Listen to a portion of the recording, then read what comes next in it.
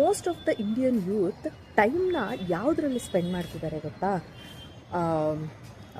ಬಿಸ್ನೆಸ್ನಲ್ಲಿ spend ಮಾಡ್ತಿದ್ದಾರೆ, ಆನ್ಲೈನಲ್ಲಿ AI ಟೂಲ್ಸ್ನ ಕಲಿಯೋದಲ್ಲಿ spend ಮಾಡ್ತಾ ಇದ್ದಾರೆ, ಹಾಗೆಯೇ ಟ್ರೇಡಿಂಗಲ್ಲಿ ಸ್ಪೆಂಡ್ ಮಾಡ್ತಾ ಇದ್ದಾರೆ, ಹೊಸದನ್ನು ಕಲಿಯೋದ್ರಲ್ಲಿ ಸ್ಪೆಂಡ್ ಮಾಡ್ತಾ ಇದ್ದಾರೆ.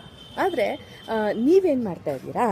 ನೀವು ರೀಲ್ಸ್ನ ಸ್ಕ್ರಾಲ್ ಮಾಡ್ತಾ ಇದ್ದೀರಾ ಬರೀ, ಅಥವಾ ಹೊರಗಡೆ ಚಿಲ್ ಮಾಡೋದು, ಫ್ರೆಂಡ್ಸ್ ಜೊತೆ ಹೊರಗಡೆ ಓಡಾಡೋದು, ಹೀಗೆ ಈ ಥರ ಅನ್ವಾಂಟೆಡ್ ಥಿಂಗ್ಸ್ನ ಮಾಡ್ತಾ ನಿಮ್ಮ ಟೈಮ್ನ ನೀವೇನಾದರೂ ಸ್ಪೆಂಡ್ ಮಾಡ್ತಾ ಇದ್ದರೆ ಅದು ಖಂಡಿತ ತಪ್ಪು.